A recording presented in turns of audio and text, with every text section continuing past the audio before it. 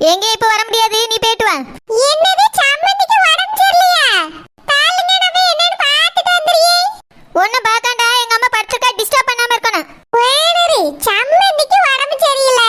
வாசல் வரைக்கும் வந்துட்டு பார்க்காம போனா நல்லா இருக்குமே.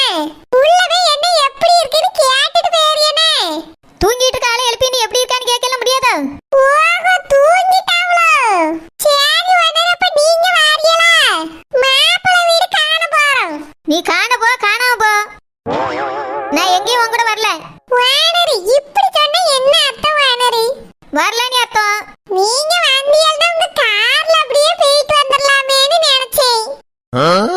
ஓஹோ இப்படி வரீங்களோ? ஆமா வேணரி, கார் எப்பவுமே சும்மா தானே வீட்டு முன்னாடி நிக்குது. அதுல எல்லாரும் ஏத்திக்கிட்டு மாப்பிள்ளை வீடு வரைக்கும் போயிட்டு வரலாம்ல. ஆமா சேகர் தம்பி இருக்காரா? என் தம்பி வீட்ல இல்ல, வேலைக்கு போயிருக்கான். பரவாயில்ல வேணரி, சாமி உள்ள கார் அழகா ஓட்டுவா. அவள வேணா ஓட்ட சொல்லுவோம், நம்மள பின்னாடி உட்கார்ந்துக்கிடுவோம். பேய் கார் சாவியை கொஞ்சம் எடுத்துட்டு வாங்களே. அப்போ முடிவு பண்ணிட்டு தான் வந்திருக்கா. ஆமா வேணரி, ஆட்டோ பிடிச்சா 200 300ன்னு கேட்பாவே. அப்ப காரு தெருவுல கிடக்கு. தண்ணியில உடஞ்சிச்சியோ? தண்ணியில இல்ல வேணரி, தரையில தான் போணும். பேதி எடுப்பா மீன்காரி, எங்க காருக்கு என்ன பெட்ரோலுக்கு மேல தண்ணியாவா ஊத்தியா? இலவசமா எல்லாரையும் கூட்டிட்டு திரியிருக்கு. 10 லட்சம் ரூபாய் கொடுத்து நானே காரை வாங்கி வீட்டு முன்னாலே நிறுத்தி வச்சிருக்கேன். நீ என்னடான்னா ரொம்ப ஈஸியா எங்கனாலும் எடுத்துட்டு போலாம் நினைச்சிட்டு, அதுவும் அந்த குடிமிகாரியை கூட்டிக்கிட்டு. வேணரி 4 பேர் தான் வேணரி, உங்களோட 5. நானும் சாமி உள்ள முன்னாடி இருந்துக்கிடுவோம். நீங்க செல்லமா சிலுப்பா பின்னாடி இருந்துக்கிடுங்க. அட்ஜஸ்ட் பண்ணிட்டு போயிட்டு வந்துருவோம் வேணரி. என்னது சிலுப்பா செல்லமாலாம் கூட்டிட்டு போறியா? ஓ குடும்பத்துல இருக்க வீடு தானே கூட்டு போன மீன்காரி. நீங்க குடும்பம், அதனால தான் உங்களை கூப்பிட்டுட்டு போலான்னு வந்தேன். அப்போ மருமகளை கூட்டு போக மாட்டா? வேணரி என் மாவ கண்ணுமணி பிள்ளை வீட்டுல ஒத்தையில கிடக்கா வேணரி. ஒத்தையில அந்த கருவாடு இருந்தா பூனையை வந்து தூக்கிற போது. வேணரி வயசு பிள்ளை இப்படி ஒத்தையில வீட்டுல விட்டுட்டு எல்லாம் போறது நல்லாவா இருக்கும். அதனாலதான் என் மருமகளை கூட்டிட்டு போல வேணரி, வீட்டுல விட்டுட்டு போறேன். பச்சை பிள்ளைய வேற வச்சிருக்கா. அங்கேயும் இங்கேயும் அலைஞ்சிட்டு வந்தா அவளுக்கு நல்லா இருக்காது. அதனாலதான் வேணரி இவியலெல்லாம் கூட்டிட்டு போறேன். ஓ புருஷனுங்க மீன்காரி. எங்களுக்கு லீவ் இல்ல வேணரி. ஆமா பெரிய கலெக்டர் வேலை பார்க்காரு, லீவு கிடையாது. சரி உன் மௌனங்க? வேணரி என் மாவன்ட்ட சொன்னேனா, இப்பதான் 2-3 நாள் லீவ் எடுத்திருக்கேன், உடனே லீவ் எடுக்க முடியாதுன்னு சொல்லிட்டேன் வேணரி. 2 நாள் லீவா எதுக்கு? அது நம்மளாம் டூருக்கு போயிட்டாலாம் வேணரி. என் மருமவ ஒத்தையில வீட்ல இருந்திருக்கா. அதனால என் மாவனை லீவ போட்டுட்டு கூட இருந்திருக்கா வேணரி. ஆனா இப்ப லீவ் எடுக்க முடியாது, நீ போயிட்டு வாமான்னு சொன்னேன். அதான் நம்ம சொந்தங்கள் தானே மத்த எல்லாரும் இந்த ஊர்காரவியே. அவியெல்லாம் ஒரு 2-3 பேரை கூட்டிட்டு போகலான்னு பார்த்தேன். உன் வீட்ல யாருக்கும் வேலை கட்டக்கூடாது, எல்லாம் கரெக்டா நடக்கணும். அடுத்த குடும்பத்துல எவனும் நிம்மதியா இருக்கக்கூடாது, வேலையும் செஞ்சிடக்கூடாது. யாரும் வேலைக்கு போயிடக்கூடாது, உன் கூடவே வரணும். அது மட்டுமா என் காரியம் தந்தா அந்த குடிமிகாரியை ஓட்ட வச்சிடணும். அப்படி இல்ல வேணரி, எல்லாம் நம்ம உறவுகள் தானே. ஆமா உறவுகள் கோலங்கள் கொண்டைகள்னு சொல்லிட்டு திரி. வேணரி சேகர் தம்பியை வேணா லீவு போட்டு வர சொல்றீங்களா?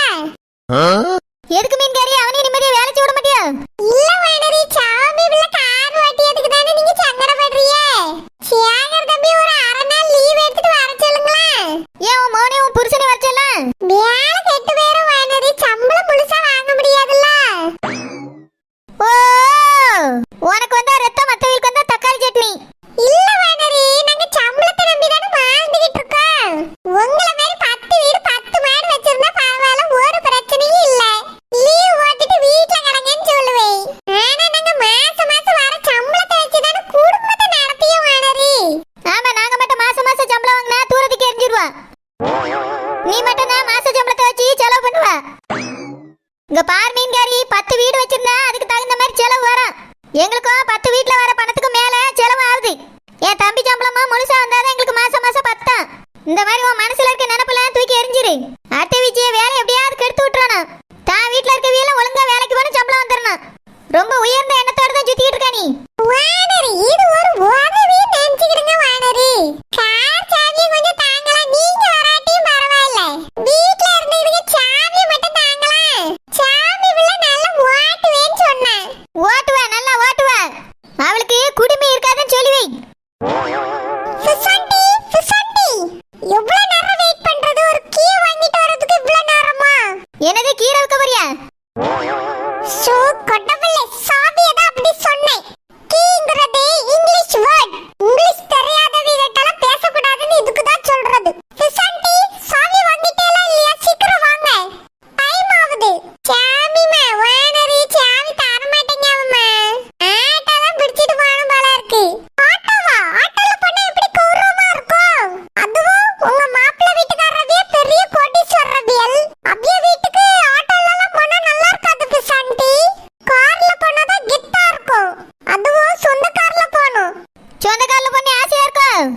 அப்படின்னா உழைச்சி சொந்த கார் வாங்கி அதுல போனா அடுத்த வீட்ல கார் இருக்குன்னு வந்து நின்னா எப்படி? சாவிலாம் தர முடியாது, வெளிய போங்க ரெண்டு பேரும். வந்துட்டா கீ வேணும், கீரை வேணும் நீ. ஓனரு ரொம்ப நேரம்லாம் ஆகாது ஓனரு, ஒரு 2 மணி நேரம் தான். போயிட்டு அங்க உட்காந்து சுத்த நேரம் பேசிட்டு உடனே கிளம்பி வந்துருவோம். இங்க பார் மீன்காரி, 2 நிமிஷம் கூட உன்னை நம்பி கார் தர முடியாது. மரியாதையா இங்க இருந்து வெளிய போங்க ரெண்டு பேரும். சுசாந்தி வாங்க போலாம். சாமி மக்காரி சுசாந்தி வாங்க, உங்ககிட்ட ஒன்னு சொல்றேன். ஏ அம்மம்மா, என்ன வரத்து வரால்வ ரெண்டு பேரும்? என் வீட்ல கார் இருக்க அழியாள்வ, 10 மாட்டுக்கு அழியாள்வ, 10 வீட்டுக்கு அழியாள்வ. ஒரே அளவையா தான் இருக்கு. பேசாம காரை கொண்டு போய் செட்டுல விட சொல்லணும் தம்பி வந்த உடனே. வெளியே விட்டு வச்சிருக்கேன்ல, அதனால தான் எல்லார் கண்ணையும் உறுத்துது. சாமிமா இப்படி ஆயிப்போச்சுமா. ஓனர் சாவிய தருவாவேன்னு எதிர்பார்த்தேன். கார் சும்மா தானே வெளியே நிக்குது. சொத்த நேரம் இந்த சாவிய தந்தாதான் என்ன? காரை தலையிலேயே தூக்கி வச்சுக்கிட்டு போறாவே. வெளியே நிக்காத, ரோட்ல ஓட்டிட்டு கொண்டு போய் கொடுக்க போறோம். இதுக்கு இப்படி பேசுவாவேன்னு நினைச்சு கூட பார்க்கலாமா? சண்டே நீங்க வீட்டை போய் கேட்டதே தப்பு. நேத்தே இந்த விஷயத்தை பத்தி என்கிட்ட சொல்லியிருந்தீங்கன்னா நான் சிகரெட்டை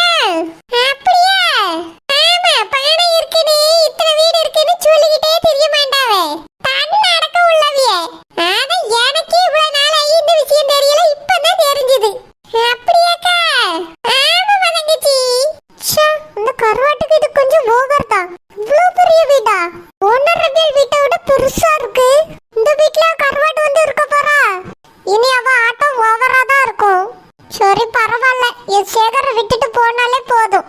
அவ எங்க போனா என்ன, எப்படி இருந்தா எனக்கு என்ன? நான் கூட ஒன்ன ரபியலோட மாமியார் ரபியல் மாப்பிள்ள பார்த்திருக்காவளே, ஒண்ணுத்துக்கு அவ அதான் பார்த்திருப்பாவளோன்னு நினைச்சேன். அந்த குடும்பத்தை பார்க்கும்போது கூட இவ்வளவு பணக்கார ரபியல் மாதிரியே இல்ல. அந்த கருவாட்டை புதக்குழியில தான் தள்ள போறாவன்னு நினைச்சிட்டு இருந்தேன்.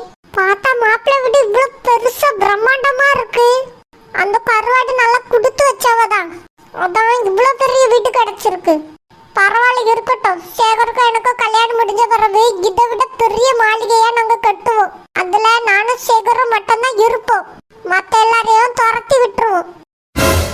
தங்கச்சி இங்க நின்னே பார்த்து ஆச்சரியப்பட்டுட்டு இருந்தா எப்படி? வாமா உள்ள போய் பாப்போம். ஏக்கா, நல்ல இடத்துல என் பிள்ளைக்கு மாப்பிள்ளை பார்த்திருக்கீக்கா, ரொம்ப சந்தோஷமா இருக்கு. ஆமா மீன்காரக்கா, இங்க மட்டும் உங்க மகளை கட்டி கொடுத்துட்டேன்னு வச்சுக்கிடுங்களா, கவலைப்பட வேண்டிய அவசியமே இல்லை. மாப்பிள்ளை வீட்டை பார்க்கும்போதே தெரியுது ஏகப்பட்ட வசதின்னு. ஆமா செல்லம்மா, மாப்பிள்ளை நல்ல வசதின்னு அக்கா சொன்னாவே. ஆனா வீடு இவ்வளவு பெரிய வீடுன்னு எனக்கு தெரியாது. நான் ஏதோ சிம்பிளா ஒரு வீட்ல இருப்பாவன்னு நினைச்சேன். இது வாடர் வீடோட பெருசா இருக்கு. ஆமாக்கா, உங்க மக கொடுத்து வச்சவா. ஆமாக்கா, எந்த ஜென்மத்துல என்ன புண்ணியம் செஞ்சேன்னு தெரியல. உங்க பிள்ளைகளுக்கெல்லாம் நல்ல நல்ல வாழ்க்கை அமைஞ்சிட்டுக்கா. உங்க மகனுக்கு சரோஜாக்கா தங்கச்சி கிடைச்சிருக்கா. இப்போ உங்க மகளுக்கு இவ்வளவு வசதியான